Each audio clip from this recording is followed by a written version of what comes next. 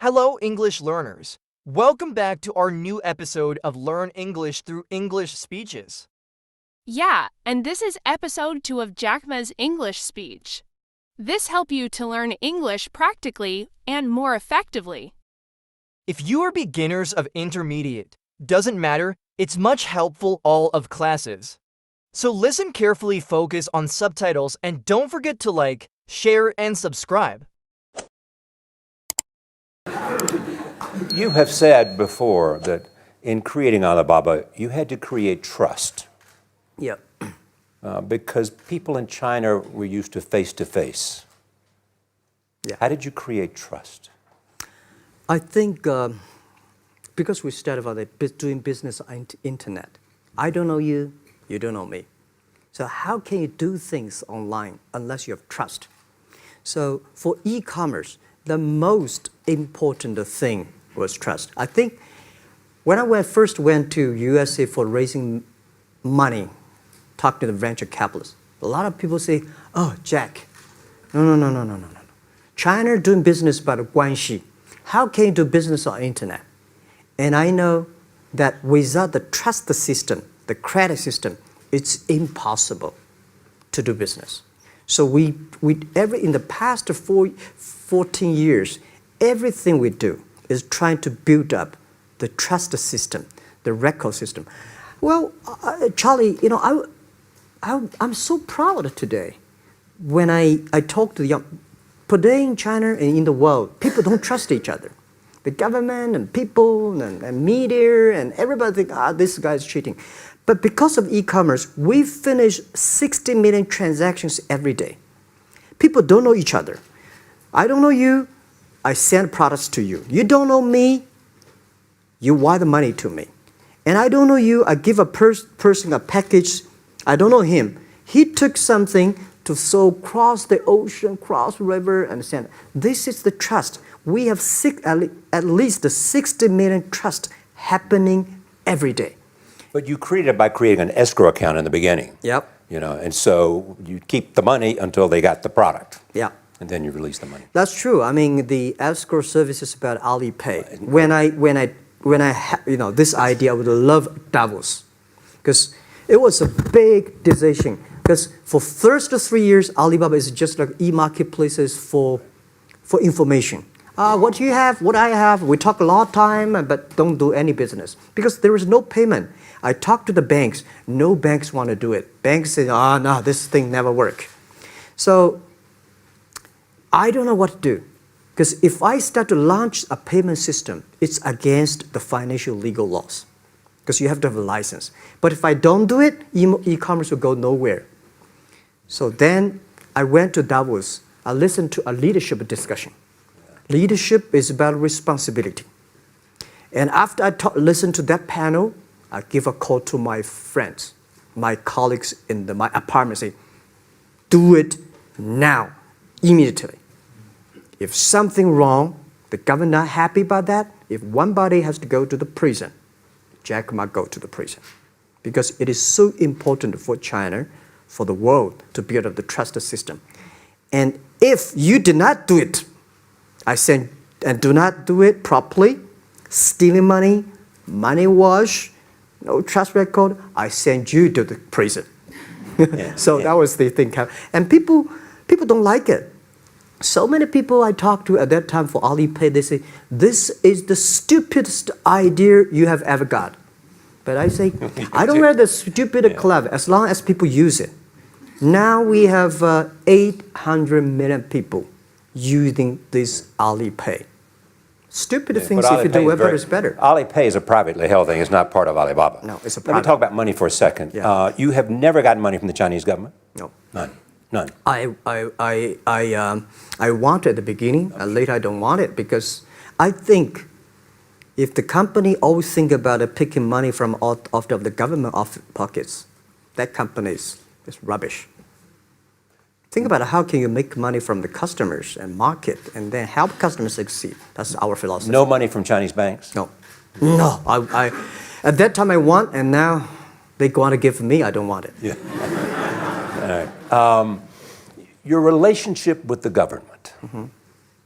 Yeah. What's your relationship? I mean, if they didn't, here's what some say, that you have existed in an environment that's not, they have restricted competition for you. And that's a pretty good thing to do for a private company. Yeah. I think the relationship with the government for us is very interesting. For the first 5 years, because I've been working as a part-time jobber for a government organization called Ministry of Foreign Trade, 1997, for 14 months. And I learned that you should never rely on government organization to do e-commerce. And I started a business. I told my people and team, in love with the government, don't marry them. Yes. Respect them. And a lot of people say, well, government officers talking about internet, the censorship and this, that, and they worry about. I think it's the opportunity, it's a responsibility talking to them. Tell them how internet can help. So you tell them we create jobs. Oh yeah, I think a lot of people debate and fight against them. And in the first 12 years, anybody come to my office, I sit down, talking to them, how we can help economy, how we can create jobs, why China will improve by the internet. I think because internet at that time is new to any government. And if you convince somebody, and you have the chance. So today I'm very talkative. Probably this is why I talk to so many people. So, I mean, if the government comes to you and asks you to do something for them. Mm-hmm. Normally, when government comes say, Jack, can you do this project? I say no. I say no. I can introduce some friends who are interested in doing that for you. But if they continue to want me to do it, I say, okay, I do it, but I don't charge. I hope next time don't come to me again. But recently, we help some government organizations do it. For example, every Spring Festival, the train ticket is so difficult. Hundreds and thousands of farmers work in the cities. In the Spring Festival, they go to the hometown. But when they order tickets on the other way, the whole system crashed for 5 years. So I told my young people, go support them. Don't charge anything. Because I don't want to see millions of farmers go back to city and they cannot buy the tickets. So it's something that it's not for money. It's something it's not for the government. It's for the millions of people. They can buy tickets in the snowy night and they don't have to wait. They just use mobile phone, online, they get ticket. One way stop along the route to where you are in that big IPO was Yahoo. Jerry Yang gave you invested $1 billion. Yeah. $1 billion. Yeah. It turned out to be a pretty good investment for Yahoo. Yeah. But one time after another, you raised this money on your own outside of China with investors. Mm-hmm.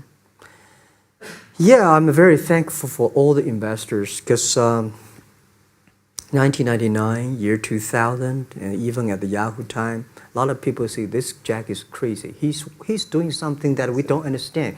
A lot of venture capitalists give you money because there is such a American model already there. But they say, Alibaba, we don't see this kind of model, right? They say Jack's crazy. Yeah, this is crazy guy. I mean, I remember my first time in Time magazine, they call me Crazy Jack. And I think crazy is good. We are crazy, but we're not stupid. We know what we are doing, but if everybody agree with me, if everybody believe our idea is good, we have no chance. So that's the money we raised. We're very thankful. So when our investors make a lot of money, I feel proud and honored. As you know, in the United States, issues have risen about privacy. Yeah. Google and Apple, and questions of whether the government should have access to files. How do you handle that if the Chinese government says you know a lot about people? Mm-hmm. You have transactional relationships with lots of people. Mm-hmm. And they say, we want to see your files. Well, so far I don't have this kind of problems from Chinese government. And I told them, any government, if you come here for the national security, anti-terrorist, well, anywhere, anti-terrorist, we work together. It's a criminal, we work. But rest of that, no. I said, we are a business. The data is so precious because we don't know how. Because if we give to anybody, it's going to be a disaster. And also about privacy issues. I think, just like hundreds of years ago, people say, I would rather put money under my pillow rather than put in the banks. But today, banks, they're special. They know how to protect money much better than you do. Privacy issues, all these kind of securities, today, we may not have the solutions. We don't have the answer. But I believe our young people have the solutions. In the next 10, 20 years, there will be breakthrough on that. And I'm fully confident on that. Your life is a testament to the idea that nothing is impossible. That if somebody says no, you say it's just the beginning. Where does that come from? Well, at the beginning, I never thought, I thought when I was young, I said, everything's possible. Now I know not everything's possible. When you have something, you have to think about, you have to consider about the others. You have to consider about the customer, society, your employees, your shareholders, society. There are so many things that I think if you continue to work hard, there's possibility. And I just feel that I'm enthusiastic about what we are doing. At the beginning, for the first 5 years, I just want to survive. And 5 years later, I think... That's 2000, from 98. Yeah. But later, I think, wow, so many people's life changed. I was so excited, you know, for the first 3 years, we made zero revenue. Zero revenue. But we are so excited to continue to work. You know what happened?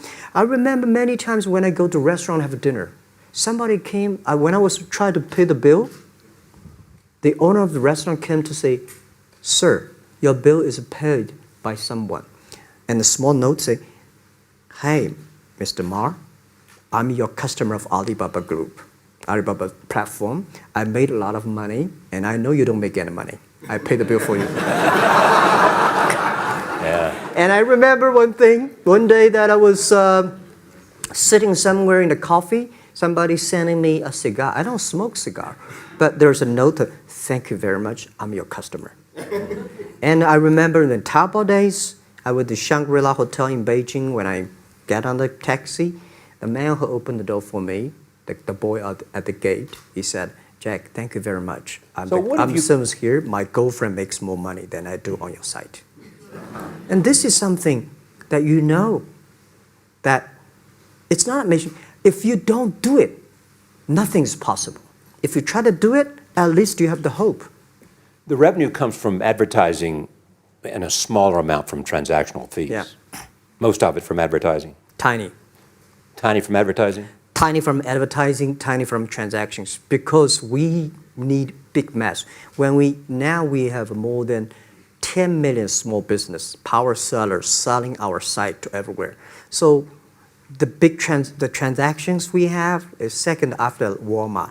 So tiny. Second after Walmart. Yeah, tiny of the of the money already make us big. So, you know, second after Walmart, I remember one of the senior management of Walmart guys came to Hangzhou 5 years ago. He said, Jack, you know, you do a great job and blah, blah, blah. So I said, maybe in 10 years we'll be bigger than Walmart. He said, young man, you have a good hope. So we said, I make a bet. I think in 10 years we'll be bigger than Walmart on the sales. Because if you want to have 10,000 new customers, you have to build a new warehouse and this, that. For me, 2 servers. What's your market cap versus Walmart today? I don't know, but maybe some. It's close. I think so. Maybe we should check later. All right. Yeah. So where are you going? What does Jack want? I think because the name for Alibaba, we are internet company, happen to be in China. We have the same spirit and entrepreneur spirit like every great entrepreneurs in the world. And I remember the day when I started Alibaba, we want to have a mission helping small business doing easier. So next step is today, so many millions of small business using our platform to sell things, and over 300 million consumers buy things from our site. Cheapest, efficient. So what I'm thinking about, how we can make Alibaba a platform for global small business. My vision is that if we can help a Norway small business can sell things to Argentina, and Argentina consumers can buy things online from Switzerland. And we can build up, which I called, I don't know, maybe not right word, called EWTO. The WTO is great past the century, but WTO helps so many big companies to sell things across the nation. Today, internet can help small business sell things across the oceans, across the nations. And I hope that we can serve 2 billion consumers. 2 billion consumers. 2 billion consumers. We can help 10 million small business outside China. Help them. Outside China. Outside China. Because we help the American farmers in Washington State almost 300 tons of cherries to China last year. Cherries. Before we sell, the ambassador of USA came to me and said, Jack, can you help us selling cherries? In China. I said, what cherries and the fruits? He said, why not? I said, why not? Let's try. So that when we start to sell cherries, the cherries still on the trees. So we start a pre-order, 80,000 families order cherries online. So we pick up the cherries and ship into China. Within 48 hours, we sell the cherries. The consumers are so happy. But we got a lot of letters complaint after 3 days. They say, why only 100 tons? Why we should not get more? So we sell, 2 months ago, we helped the Costco. We sell 300 tons of nuts to China. So I'm thinking about if we can sell, we're also selling Alaska seafood to China. So if we can sell seafood, if we can sell the cherries, why we cannot help American and European small business selling things to China consumers? China needs that. So this is what I want to do is that 2 billion consumers, China, Asia, developing nations, how we can let them buy things globally. Yeah, guys, I think all of you have listened this podcast till the end, and thanks for this. Now comment how much what you learned from this English speech.